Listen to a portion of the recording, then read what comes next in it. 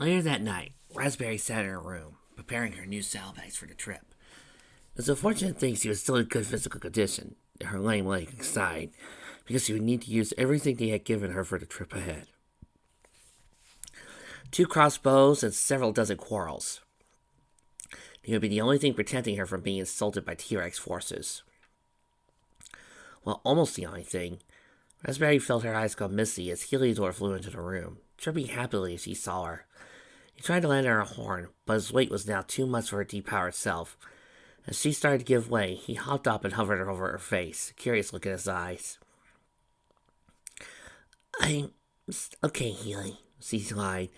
I'm just getting used to not having magic. It feels weird. There was a knock on the door, and the unicorn was glad for the distraction. Come in, she said.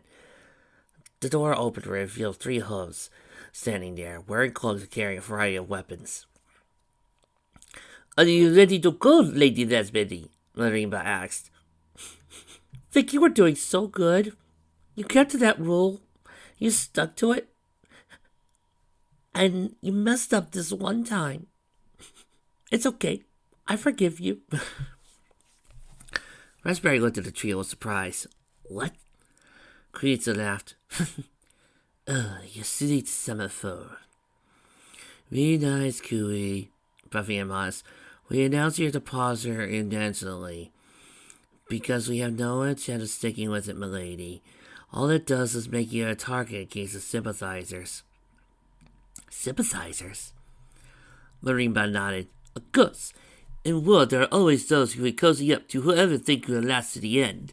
We watched Justice highfalutin. She's clearly hedging her bets, and we're sure she's covered up any unnecessary evidence. Additionally, I think the princess wants to deal with the Duchess herself. That being said, she presents a threat to you, and the only way to stop it is to kill her or get you out of here. Carissa nodded, and since Molly wants to let us kill her, the only other option is to part earlier than announced. Your bird will have to remain behind, of course. Pinevine informed her. We will arrange to have your pets sent to the Empire, which is likely the safest place in the moment. I assure you, it will be in good hooves. But Raspberry shook her head. Healy's coming along, she told him. He goes where I go, and he's more than a pet. He's one of the closest friends I have. Pet phoenixes aren't exactly common, milady, Pavan argued, and green ones even less so. Even with the disguises we brought, you have no way of hiding him. You cannot put him in your bags, milady. You need those weapons while you're depowered. I need him there. Once we separate and I get into the other realms... Wait, do you gals know about... Rainbow nodded. We've been told all that we needed to know, Lady Raspberry. Anything else would be a breach of our duties, protocol to both you and our princess. In any case, I need him for additional protection. The lands beyond the mirror are, for the most part, magicless, and while Sunset retains her ability without any, I ain't completely at the mercy of everything here until I find her. Rainbow nodded. I see, she said, placing a hoof under her chin of thought. We still have a couple of hours left to craft something for him, but in turn, you must be willing to live without restrictions. No excessive hunting or flying, no revealing he's anything other than what his disguise will make him appear to be. Theodore nodded and did another wing salute reply. I think you have his confidence, Raspberry told him. Carissa nodded. I'll be right back then. Theodore, right? Please follow me. We shall return shortly, and we should plan to leave no later than 2 hours from now. Marimba agreed. 2 hours it is, then. Meanwhile, Raspberry looked at the crossbows she had been given. The say she didn't know how to use them was obvious, although she didn't know how to use them well. She certainly wasn't trained for them, yet only served to underscore that things weren't going to be the same for her anytime soon. Pavan looked at Raspberry with some sympathy. I understand your concerns, milady. Such equipment is not meant for gentler souls, and I suspect if the princess had her way, she would have prevented many of us from taking up these arms. But we swore a vow, inviolate and immortal, and we will fulfill the compact until the last breath of the last hoof. Rainbow looked at her friend. Look at her, Pop. She's so straight to the long roads. She's not the little flower that Lady Twilight used to be. The mayor then directly addressed Raspberry. I know a little of your past, milady. While I'm not privy to the reminder, I am told you know the back roads and byways as well as the best trained scout. Raspberry gave a smile. Don't mean to brag, but I've been around the block a few times, yeah. Hours later, Marimba slowed to a canter and looked at the trees in the distance around them. There seems to be the ruins of an old homestead there, she says. He pointed towards the copse. We should be able to sleep there for a few hours. I'll go scout it out, Pavan replied, and took off on another gallop towards the site. A few minutes later, 2 more mares followed up. And I thought I was in shape. Raspberry gasped as he came to a stop by Marimba. Now I know how Sunny Flare feels. Seated on her saddleback was a very concerned-looking green jay, chirping and worrying. She turned her head. I'm okay, Healy, I think. I assure you, you are. Carissa says he came to an easy stop. It's just that we 3 undergo the same training regimen as do the EUP and the Army. We're in top form. For somebody who doesn't work out at that level, I'm impressed you can keep up. Rainbow looked towards the copse, where Pavan was waving her save. It looks like we're clear to go, Rainbow nodded. I think we can take it a little easier for Raspberry's sake. Thanks. Raspberry gasped as the trio cantered over the trees. The copse turned out to be several large oaks of the same type that grew in the Everfree. Either this had once been part of a great forest, or these had been the seeds dropped by a bird. In the center of it was a weathered cabin that looked like it had seen better days. Pavan identified as being early colonial revival style, once it had been abandoned for a few decades. However, as they went in, it was clear that the inside had been enchanted, as it kept the same look it had ages ago. This is probably our best chance to rest, Mabama told the 3. Let's sleep for a few hours, and once it's afternoon, we'll probably head out once more. We're only 50 miles from our destination, so we should be able to get there by tonight. I'll take first watch, Pavan insisted. No, you rest, Marimba told her. You've been working harder than the rest of us, and I'm concerned you'll overdo it. I'll be fine, Pavan promised. I doubt it. I've been through worse. I doubt it, Carissa laughed. You haven't had blue blood today. The 3 mares looked at each other and began laughing, but for a moment she lay down to rest. Raspberry's eyes grew heavier. She wanted to ask something, especially since it dealt with Prince Moron. But the moment she opened her mouth, all she could do was yawn. And before she knew it, sweet darkness claimed her. Raspberry, it's time to wake up, Pavan said, seeking the unicorn. Raspberry opened dreary eyes. Huh? What? She then looked out the window, seeing the last rays of sunset hitting. Shit! She said as she forced herself to her feet. Why didn't any pony wake me up? Because this happened 20 minutes ago, Pavan told her. You've been asleep for only 2 hours at most. 2 hours? It was just dawn. The princess has fallen, Marimba said. We just received the spring flags for Captain Armor an hour ago. The princesses, along with Ladies Luna, Cadence, and Shining Armor, and Castilian, engaged T-Rex directly just outside the Canterlot. As far as plan succeeded, the pillars have fallen. Unfortunately, it's only made things worse. Worse? Raspberry asked. The Castilian was outright slain by a T-Rex sword. Captain Armor barely survived and is currently assembling the troops, but the princess and our ladies, they were soundly defeated, and their powers stolen by the damnable centaur. He had spirited away to an unknown location, but likely under his control. So we need to join up with Princess Twilight's forces and assist them in any way we can. That, of course, includes getting you to your destination, Lady Raspberry. Raspberry was asking why they were now referring to Twilight as a princess, when it stopped as he recalled their earlier words.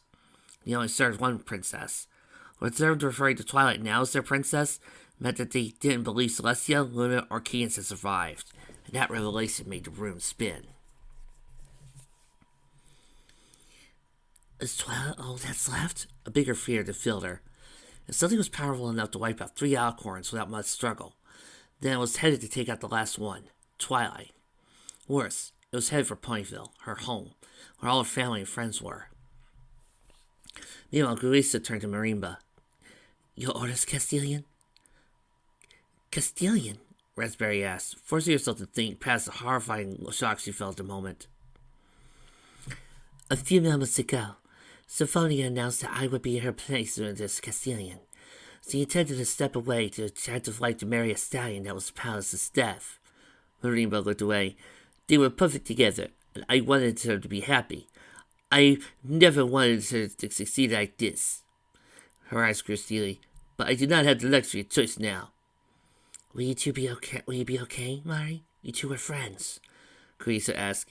I will grieve later, Marimba answered, her voice dull. I'll cry my heart out and stop my hopes like a fall later. Right now, we must honor our fallen princess and rally to the side of the new one. We must keep the faith. The new Castilian and the princess's host looked at Raspberry. Pavan, your only task will be to get the Lady Raspberry to the portal. Greasy and I will join up with the princess to ensure the safety of her and her court. She then turned to Raspberry. Pavan will see you to your goal, milady. I must join you with the princess. Raspberry gave Mirambo's tone sober look. Protect why? She'll need your help more than anything, Castilian. Miramba gave a faint smile. I have known the princess since the day she had earned her kitty mark, milady. No doubt the princess will succeed, while our fallen princess has not. The smile then fell from Marimba's face, and the mulberry unicorn could see the heartbreak on the host's face. You must have served her a long time, Raspberry said. Faithfully and loyally. I fully expected I would be the one to fall before her. In truth, I wish I had. The world is now going to be a dangerous unknown without the princess and ladies Luna and Cadence, and I fear our new princess is not ready for such a heavy burden, no matter how talented and able she is. With Captain Alma now in charge of the Empire, the princess cannot be left. I must be on her side to help. We must all help. I know, so let's get to it. The last time she had seen Day and Night out of whack, it had been Discord decided to take a metaphorical and the literal given to him, whack to both sun and the moon. However, there was something early about this time, as if Twilight was trying to get a hold of the sidereal cycle and just couldn't yet. Within the first few miles, a technical day had passed. A few miles after that, a week had. And yet the four raced on, with Heliodor flying just beside them to lighten the load on Raspberry. She was glad for that. The pace that they were rushing at was more than along the lines of one of Rainbow's exercise regimens, and something even the mulberry unicorn had some difficulty keeping up. By the time Everfree was finally in sight, the equivalent of a month and a half passed by. The group came to a stop as they hit a fork in the road. The right fork was pushed in towards Ponyville, while the left led to the Everfree Forest. It was a historical route to take them to Castle Everfree. The four looked at each other. It's time for us to part ways, Lady Raspberry, Marimba told her. Please, take care. Should the princess fall, it will fall to Lord Blueblood to rule the land, and I'd rather not discuss that. Oh, trust me, Raspberry grunted. I certainly have no interest in serving that self-centered, egotistical twerp of a would-be Ladies, Pavan cut in, we should make this farewell short. After all, time is of the essence. You're right, Pavan, Marimba said. The three hosts looked at each other, each clearly wanting to embrace each other. Given that to Raspberry, they seemed very much like family. Certainly far more than any other member of her tribe would feel towards one another on the average. They all gazed at each other with trepidation. Raspberry knew that look. It was a look of a component committing to memory the features of the other, because it would be the last time the three saw each other alive again. It would be up to the survivor to carry on the memories of those lost. For that, the unicorn couldn't help but do it herself. After a few more seconds of silence, the four moved on from the reverie, and without a word began to take off. Both Marimba and Carissa were rushing out to the Ponyville path like quicksilver. Meanwhile, Pavan and Raspberry watched them take off. I hope they make it okay, Raspberry told her escort. As do I, my lady, Pavan said, looking to make sure they were safe despite being out in the open. Lady Raspberry, before we continue, I have a couple things to say. The mayor smiled, she said. It has been a true honor working beside you. In the past, I've had to escort nobles and high-ranking officials who have tried to be, shall we say, less than kind. A few of them attempted to insist on fulfilling the compact that hosts serve body and soul.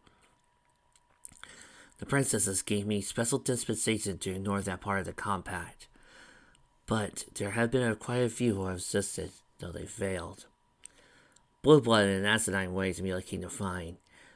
Oh, I could think of at least one good, or should I say bad, example. Pathfinder went over and whispered something in Raspberry's ears, the two of them being the only ones present. While it seemed like overkill, it was clear Pathfinder took security and privacy seriously. As he stepped back to allow the mulberry mare to process what she said, Pathfinder gave a small smile and said, "That is my last request, my lady. If you'll do that for me, I'll be content with your pass." Raspberry looked at the mare as he turned into a live Lamia. "You're serious about this?" Pavan nodded. "I will likely die today." As it underscored her statement, a deep boom in the distance sounded, and the ground shook a little. "I would like to see my wish fulfilled, but I cannot. As such, I need somebody of honor that would do so. Would you please be so kind, Lady Raspberry?" "I can't." "You can and will. You are the kind of mare who would do so, even if I hadn't asked. The princess shows you well when she made you an archmage. That befits your character, so I implore you, please, see my final wish comes true. I know you will. I believe in you, milady." Raspberry opened her mouth to say something, but was caught off by a louder thump, the ground shaking a little more. "What the hell was that?" "We do not want to be around to find out, milady. Run." The two began galloping as far away as fast as they could, the ground shaking and the deep rumbling behind them starting to slowly pick up. Puff and Raspberry looked at each other, hoping that one or the other would have some sort of answer to what was happening, but neither having a clue. Finally, a familiar sound chirped to Raspberry's ear. "It could be dangerous," the unicorn said to the disguised phoenix. "What could be dangerous?" Puffon asked. "Healy's offered to fly back and find out what it is, but he could be hurt," Raspberry explained. "True, but it might be our best chance to get some needed intel once behind us. It could be part of T-Rex army, or it could be T-Rex himself." Neither of them wanted to deal with either of the choices. Most likely that, ironically, they are far safer up against hundreds of crystalline golems than a single overpowered megalomaniacal centaur. "But it's not safe, and he's barely just a fledgling." Heliodor shipped a long, scary, variable, high-pitched purr that sounds to her. Raspberry narrowed her eyes. "You watch your mouth, Healy," she scolded. "And you're a phoenix, not a normal bird, so you're just barely a baby." Pava, for her part, said nothing, but gave a small, knowing smile. A massive gout of flame suddenly ripped apart the ground beneath the two, sending both flying. Raspberry, no longer with her magical healing ability, crashed painfully against the massive oak, knocking her out. Pavan, however, was able to recover, flip in the air, and land on her hind legs. Using forelegs to withdraw her crossbows from underneath her cloak. "Run!" she said to Raspberry, who couldn't hear her. A massive hoof crashed down next to her, nearly knocking her off balance. Pavan looked up to see a titanic monster, the size of a mountain, looking down at her. It was mostly pony-like, with a coat of sable nearly as dark as a crow, but that was where the similarities ended. The monster had red arms like a minotaur, as well as a chest and face similar to one.